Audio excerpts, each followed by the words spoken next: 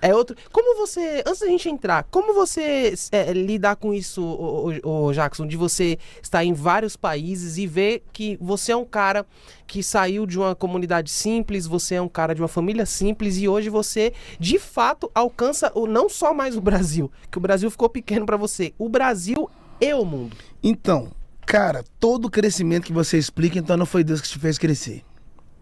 Uau. Qualquer crescimento que você consegue explicar, então não foi Deus. Porque quando é Deus, você não consegue dimensionar. E uma coisa extraordinária na Bíblia, Deus não trabalha com limite, ele trabalha com medidas. Então, eu jamais vou desfrutar das novas medidas enquanto eu não saio das medidas velhas. Às vezes as pessoas estão tão aprisionadas ou tão apegadas às medidas velhas que ao invés de elas se tornarem medidas, acabar se tornando prisões. Então ele não consegue romper para ir para o próximo nível porque ele está namorando demais as medidas passadas. E Deus, para cada estação, tem uma nova medida. Deus, para cada nova estação, tem uma nova medida. Hoje você não, talvez você não consegue vestir roupa que você vestia 30 anos, 20 anos atrás, 15 anos atrás, 10 anos atrás. Porque medidas velhas não podem caber no seu presente. Uau. Para cada estação, Deus tem uma medida nova. Então, por exemplo, Ezequiel está andando, a Bíblia diz que ele viu um varão de branco, o varão estabeleceu uma medida para ele, 1000 côvados, 500 metros. Água no tornozelo, mais 1000 água nos joelhos, mais 1000 água nos ombros e mais 1000 águas que só iam a nado. Ir a nado quer dizer que é um lugar profundo, né? Ninguém começa no profundo, começa no raso. Toda vez que você começa no profundo, você morre afogado.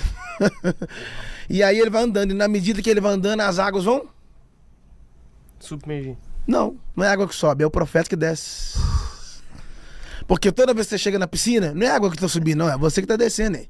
Porque toda vez que você desce, as medidas sobem. Toda vez que você sobe, a medida desce. E qual é a graça de ser profunda? É que quando você é profundo, pessoas rasas não te tocam. A profundidade tem um detalhe, ela te esconde, ninguém te vê. Mas pessoas rasas também não te tocam. Só que aí é um perigo, que quando você se torna profundo, você tem que ser humilde, né? Porque a soberba te arranca do trono. Quanto mais profundo, maior Mais é a humilde. exigência da humildade. É isso aí, porque Jesus foi o maior de todos, foi o mais humilde de todos.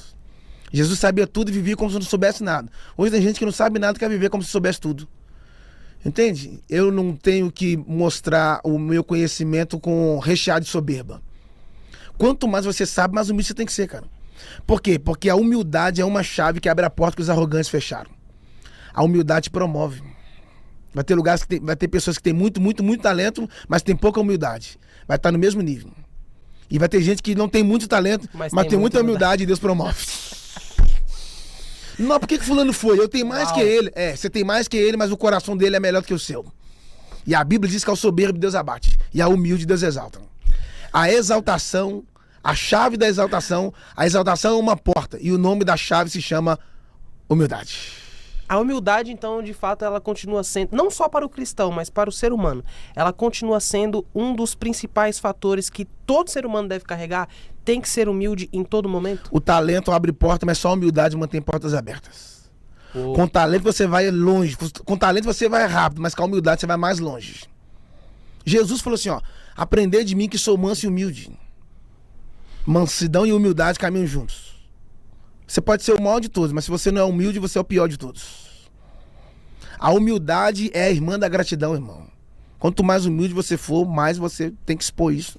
As pessoas precisam olhar para você e enxergar, porque Cristo, Jesus, quando veio à Terra, a liderança de Jesus não foi só para gerar cópias, foi para inspirar pessoas.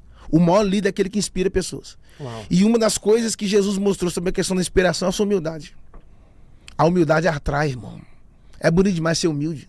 Quando você chega em lugares que as pessoas estão armadas, a humildade é uma chave que vai quebrando qualquer bloqueio. Quando você assusta que não, você está sentando em mesa de rei. Como aqui que eu estou fazendo aqui? A humildade te levou lá. Ela é um elevador, né? Quem é humilde não desce, quem é humilde só sobe. Todo cara que soberbo, que cresceu demais, a soberba governou seu coração, ele caiu. Caiu. Lúcifer caiu. Nabucodonosor caiu. Saul caiu. E todo cara que foi humilde, Deus colocou ele lá em cima. José humilde, Deus levantou. Jesus foi humilde, até a morte se levantou. Então a humildade é uma chave. Guarda isso. Os irmãos de Davi tinham aparência de rei, nome de rei, jeito de rei, estilo de rei, mas não tinha o coração de rei. Já o Davi não tinha aparência de rei, não tinha nome de rei, não tinha jeito de rei, mas tinha um coração. Tanto que Deus falou, não atente para a aparência. Eu olhei primeiro pro coração. Porque a humildade não tem a ver com o que você tem pro lado de fora. Porque hoje, eu sei que talvez alguém vai ficar chateado que eu vou dizer, mas acabei descobrindo que tem um monte de pobre que também é soberbo. Que a gente acha que fulano é rico e é soberbo. Não, não, não. Tem muito pobre que é soberbo. E outra coisa, as pessoas falam assim, nossa, dá dinheiro pra ele que você vai revelar quem ele é. Dinheiro não revela quem você é, não. Fama não revela quem é você, não. Então entrega poder pra ele que vai revelar quem ele é. Poder também não revela quem você é. O que revela quem você é a oportunidade. Traz a oportunidade pra ele. Pegando. Ué. Uau. Ah, não, o poder vai revelar quem ele é. Não, não, não. É a oportunidade. A oportunidade. Talvez tem gente que o poder não seduz, mas a oportunidade... Yes. Entende? Então a oportunidade vai revelar se o cara é de bom caráter, se o cara é de verdade ou de mentira, se o cara é honesto ou não. É a oportunidade. Entrega a oportunidade na mão dele, ele vai revelar o caráter dele. As pessoas acham que a verdade... Porque assim, hoje tem muita gente falando... Posso falar isso? Vai. Tem muita gente falando verdades públicas e vivendo mentiras ocultas. Em algumas igrejas a gente tem que pregar salvação para quem é ímpio e libertação para quem é crente.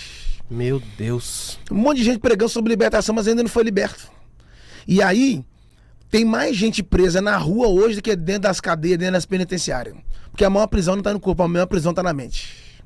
A maior prisão não está no corpo. A maior prisão está na mente. Está na mente. Entende? Então a ideia de Deus não é te libertar por fora, é te libertar por dentro. E Deus não quer libertar você do pecado, Ele não quer libertar você da masturbação, da prostituição. Deus só quer libertar você de você mesmo.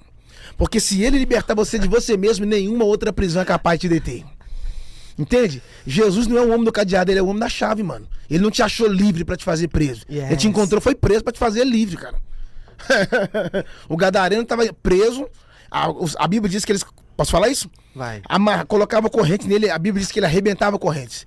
Então ele estava livre. Não, não, não. Ele arrebentou as correntes, estava lá de fora, mas não conseguiu se safar das prisões que estavam do lado de dentro. Ele arrebentava a corrente e ainda continuava preso. Ele quebrava os grilhões e ainda continuava preso. Aí um dia Jesus chegou, a Bíblia diz que ele saiu correndo, porque a Bíblia diz que ele vivia entre sepulcros. Sepulcro não é lugar de coisa morta? Sim. Então, todas as vezes que você está aprisionado, a primeira coisa, você só vai ficar perto daquilo que já morreu. Quando Jesus desceu do barco, ele saiu correndo para Jesus. Ele estava no pé dos mortos, perto dos sepulcros. Quando Jesus desceu do barco, ele saiu correndo para ele. Por que ele correu para Jesus? Porque ele estava perto dos mortos. Quem apareceu? A vida. O problema, Yang, não é você estar no ambiente. O problema é quando o ambiente está dentro de você, mano. Você pode estar num lugar onde está cheio de gente depressiva e você continua alegre. Você pode estar num lugar onde está gente querendo suicidar e você querendo viver, ué. Não permita que o ambiente que está em sua volta contamine o seu interior.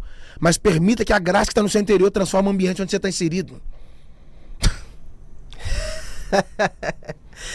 Não deixe o exterior influenciar no interior. Se ele vai roubar a sua alegria. E quando você perde a alegria, você perdeu o vinho da graça. Davi falou, Senhor, torne-me a dar a alegria da sua salvação. Não tem como ser salvo e não ser alegre. Eles falam que santidade tem a ver com a aparência de rosto fechado. Isso é besterol, irmão. Santidade não tem a ver com a sua aparência. Santidade tem a ver com a sua essência. Por isso que santidade sem caráter é hipocrisia. Só tem uma maneira de você ser parecido com Deus. Ele não falou, seja glorioso como eu sou glorioso. Ele não disse, seja rico como eu sou rico. Ele não disse, seja grande como eu sou grande. Mas está escrito, seja santo.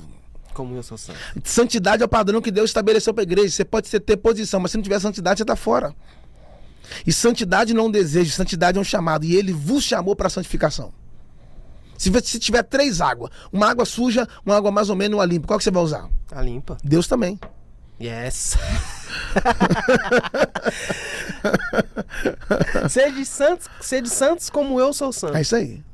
Quer ser parecido com Deus? Seja santo. A maior prova que você demonstra que ama a Deus não é carregando a Bíblia.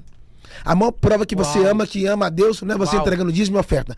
A maior prova que você ama a Deus é você ser santo. Yes. Porque a santidade é um nível de renúncia. E dá para ir mais fundo? Vai. Quando você obedece, Deus te promove. Quando você desobedece, Deus te remove. Quem desobedece, Deus remove. E quem obedece, Deus promove. Algumas pessoas Deus vai esconder para não perder eles. E outras pessoas, eles mesmos vão se esconder porque o pecado foi uma areia movediça. Eles atolaram tanto que o pecado escondeu eles, sumiram. E o pecado é tão grave que o pecado fere a santidade. O pecado é o câncer da alma. O pecado é o que atrasa as promessas. O pecado é o que te faz andar para trás. E a santidade é o que te faz voar, andar para frente. A santidade te faz andar para frente. Olha, olha só, a Bíblia diz, chama ele de Espírito Santo. Por que é o Espírito Santo? Porque Jesus é um noivo. Sim. Quando Jesus subiu para o céu, ele não deixou um livro para nós, ele deixou uma carta de amor. O noivo deixou a carta de amor. Se você quiser saber qualquer coisa sobre o noivo, vai para a carta. A carta é para revelar o coração do noivo. Quer saber sobre o noivo? Vai para a carta. O mundo inteiro está aguardando a Terceira Guerra Mundial, é ou não é? Sim. A igreja não aguarda a Terceira Guerra Mundial, a igreja aguarda um casamento. O noivo está vindo.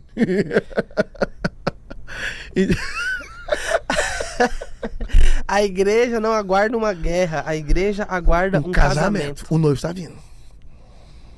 O noivo está vindo. E detalhe, você já viu que quando a noiva está entrando, você já viu a noiva entrar sozinha? Jamais. Não. A noiva vai vir trazida por alguém. Sempre acompanhada. E alguém de um caráter que a noiva confia. Sim. Quem vai conduzir a noiva é o Espírito Santo. Uou. Só que Meu quando a Deus. noiva tá vindo de lá pra cá, no casamento do Ocidente, que é o nosso, o noivo vem primeiro. E quando a noiva tá vindo, o noivo não fica esperando ela aqui. Ele volta pra encontrar com ela. Você tá aí? É o encontro. Você tá aí? E eles se encontram aonde? Não é lá na porta da igreja. Não é no altar. Eles se encontram aonde? No meio. No meio, o noivo vai lá, abraça a noiva e conduz ela de volta ao altar. Quando a última trombeta soar, Jesus não vai descer no Brasil para buscar a igreja. Ele virá até as nuvens, até a metade. A igreja subirá até a outra metade. Nós encontraremos com ele nos ares e ele nos levará para a Nova Jerusalém. Jesus vem.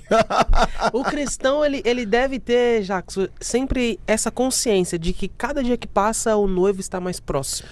Yang, a maior tragédia é quando eu sirvo a Deus com medo de ir para o inferno. Olha o peso dessas palavras. A maior tragédia é quando eu sirvo a Deus por medo de ir ao inferno. Porque quando você serve a Deus com medo Meu de ir Deus. para o inferno, significa que você está cego a ponto de não enxergar a luz do caminho dos céus. Ao invés de você focar em preocupar de ir para o inferno, você só tem que amar a Jesus, porque através do amor dele é o caminho que te leva para o céu. O amor de Jesus é um elevador para te levar às alturas. Eu não tenho que ter medo de ir para o inferno, não é? Porque na cruz, Jesus não foi para a cruz por causa de medo. Ele foi para a cruz por causa do amor. Eu não tenho que ter medo de ir para o inferno, não. Eu sei quem eu sou em Cristo. Eu tenho que ir feliz porque eu estou indo para o céu. Se a trombeta só agora, bora, maranata. Mas muita gente serve a Deus com medo de ir para o inferno. E quem serve a Deus com medo de ir para o inferno é porque não tem certeza da sua salvação. Meu Deus. Porque quando você tem certeza da salvação, é um passaporte. Quando você vai viajar, eles querem o documento. Sim. O documento é a prova que você é uma pessoa legal, que mostra a sua identidade. E hoje no Brasil nós estamos com problemas sobre identidade. É por isso que tem muita gente copiando as outras. Porque a cópia só faz você esconder o original. Porque Deus não trabalha com plágio. Sim. Eu trabalho com o original. Só que enquanto você não souber o que funciona na sua mão, você vai desejar aquilo que está funcionando na mão dos outros.